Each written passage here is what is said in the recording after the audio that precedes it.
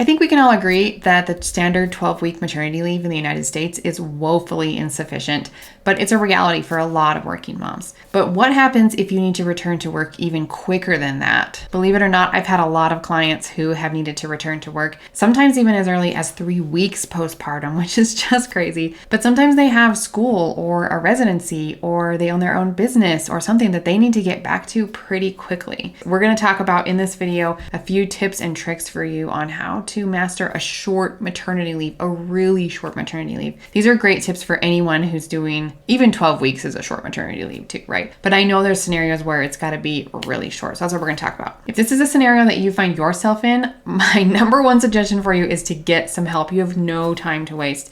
If you find yourself needing some pumping help and coaching support through this back to work transition, there's an application down below to work with me and my team. But let's talk about some of the tools you can do to get feeding established really quickly and get yourself back to work if you're on a tight schedule. Hopefully this video can help you come up with a plan. Before we get started, I do want to say that my recommendation is to take as much time off as you can. I know realistically sometimes it's just not possible, but recovering from birth is challenging both physically and emotionally, and figuring out breastfeeding on top of that takes some effort. And then to add pumping in on top of that because you're headed back to work or school or whatever, it's a lot in a short time. It can be done, but seriously, you need some help. And if you can take as much time off as possible, you won't regret it. Also in this video, we're talking to moms who have strong desires to breastfeed. Okay, so I'm just kind of assuming that that's a desire for you. If it's not, then there's other videos. Actually, you wouldn't probably even be on this video if it wasn't. Again, lots of ways to feed a baby, but we're gonna assume that breastfeeding is important to you and one of your goals, along with maintaining your career, school, work, business, whatever. Okay, so number one is every day counts. Every single day counts. So there's really no time to waste. And my best recommendation is to focus on breastfeeding first. All right. If you start by doing all the things first, I know it feels tempting, especially if you're on, let's say, a 3-week schedule. That's a really tight schedule, but it will bode well for you to focus on feeding at the breast first if that's part of your goals. If you're exclusively pumping, obviously you just jump right into pumping. But if part of your goal is to have the baby at the breast, focus on that first and put all of your brain power into this part. Does that make sense? And this will help you build a good foundation to make it easier to go back to work and make it easier to add in pumping down the road. The first few days and the first week after birth is a lot. You've got a lot of hormones running rampant in your body. You just had a baby. We're healing physically too. So like the less things that you have to focus on, the better. I really encourage you to get breastfeeding help early and often. So right away, and do not be shy. You do not have the gift of time, so jump right in, get help, get it working. And then as soon as you're comfortable, then add in pumping, all right? Be careful not to rush it. If you have the right help in place, you can work on this when you go back to work even, especially if your timeline is really, really short, but make sure you have some help in doing that. I think you can still wait a little bit, especially if feeding at the breast is important to you, okay? Trial and error is not the best plan going back to work, but I think sometimes it is what it is, especially if the maternity leave is really short and we haven't quite mastered, or even not even mastered, but like just feeling comfortable and consistent with breastfeeding before you go back to work. Sometimes your only option is to figure out the pump in the work or school place. Please get some help with that. That sounds overwhelming to me, even just thinking about it, but sometimes it is what it is. Anyway, don't waste days not getting help with breastfeeding, okay? Reach out to your local lactation consultant. Find one that works for you. No time to waste. Number 2 is focused planning.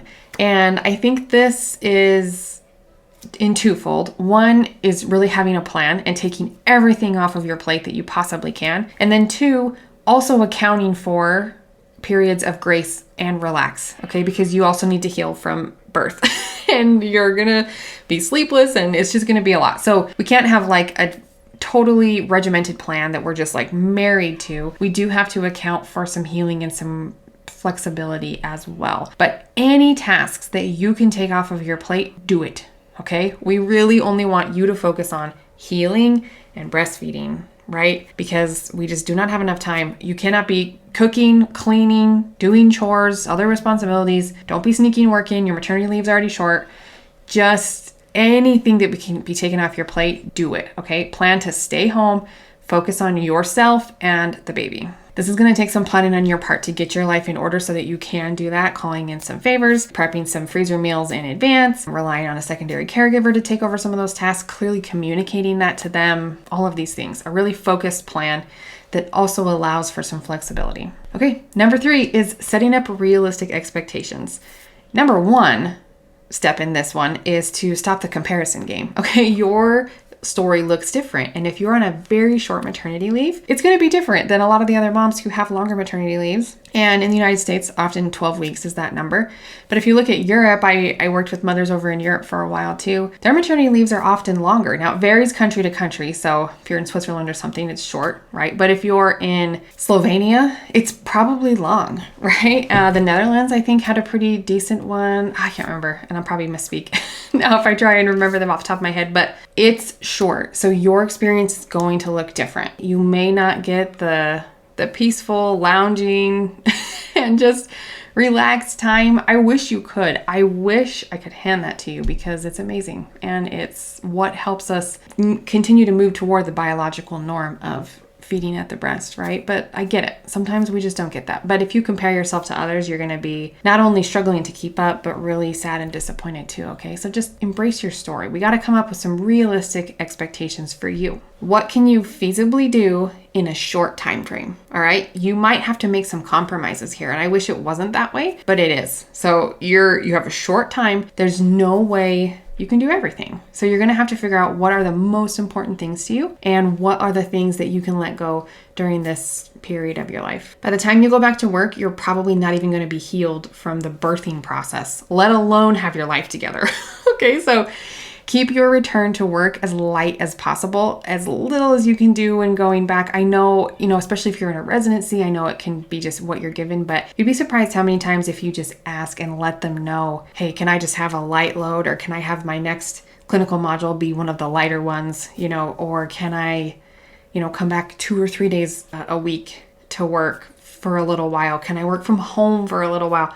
Anything you can do to make that as light as possible. And then as far as realistic expectations, time management is tricky, but it's often figure outable, right? It's usually the brain space management that is much harder. You are sleep deprived and you're going a million directions. A lot of times mothers tend to run out of brain power and just like emotional resilience before they run out of like time, right? So create some realistic expectations. Hopefully you already know a little bit about yourself. People in the situation often are highly educated. Hopefully you know some of your own tendencies. So create some realistic expectations for yourself. That will really help you out. Number 4 is to find high quality support. And if you have a very short time frame to go back, you need all the help you can get, okay? You probably need to shop around before the baby's here and kind of know your resources, all right? If you can afford it, get experts in everything. That's my advice to you. A birth doula, a nanny, a lactation consultant, a pumping expert. We're coaches in back to work and pumping support there. So we're here available too. If you can't afford it, do it. Okay. If you want to do all the things, the odds that you do them all well by yourself are pretty slim. All right. If you're on a tight budget, I recommend that you hire help in the areas that are most important to you. And again, I'm sorry that we have to compromise a little bit there, but you just have to sit down, hopefully with a partner or someone that you love and trust, and you can talk about which things are most important. Is a birth doula, is having that support during birth. Maybe you're in a difficult situation in your hospital or something you're anticipating as being really challenging. Maybe that is the most important thing, and that's where you need to pool your resources. If you have strong breastfeeding goals, I highly recommend a lactation consultant after. I'm an IBCLC, but I don't do a lot of the breastfeeding stuff anymore. I just do the pumping support and coaching for working moms. But a nice thing about lactation consultants is oftentimes your insurance will cover that. So utilize your insurance for what they will cover so they can get you a good high quality pump. They can get you some visits with a lactation consultant. You should max out all the visits that you can. Get them early and often so that you can really get breastfeeding under control as quickly as possible. If you're also on a tight budget, you can ask family and friends to donate towards services to people to help you. Maybe a diaper service or food donations or even pumping support. We've had family members donate to help them get our support as well. There's a lot of different resources that you have if you're on a tight budget, but you're going to have to pick which things are most important to you, which aspects you need the most help with, and then utilize your resources that way. High quality support in areas that are important to you are really, really important. And I know, especially a lot of times, if you're a student or if you're a tight budget in this, it can feel overwhelming because now we're spending all of our money and we're doing all these things, but this is a time that you won't get back. Okay. So pick the things that are most important and pool your resources, be creative, ask for help, and get the professional support that you need. I just cannot stress that enough. As a mother of 3 now, been around the block, I've been working with mothers for a long time. You never get this time back. So even if it's a little painful in the moment, do what you can to meet the goals that are really important to you. Number 5 is plan for some grace for unexpected obstacles. Okay. Things are not going to go perfect. I can almost guarantee that for you. Okay. I have never seen it go perfect where a mom said everything went totally smoothly and I feel really good about it. Breastfeeding might be a little bit slower to get going than you thought, or pumping might be painful and your output might be low and you might be having to troubleshoot that really quickly. Birth might not go as planned and recovery might be slower than you think. There is a lot of things that can go sideways in this scenario. Life might happen. For example, with the birth of my 3rd baby, I don't think I've shared this before, but my oldest son, who was 6 at the time, had an emergency appendectomy at midnight on my due date in a Belgian French-speaking hospital. Okay. I went into labor 24 hours later for a planned home birth. So someone had to go and sit with my son while he was recovering in the hospital so my husband could come home and be with me and have the baby. 3 hours after the baby was born, my husband had to go back to the hospital to be with my 6-year-old son, left me home alone with a 3-hour-old baby and a toddler in a foreign country. Okay?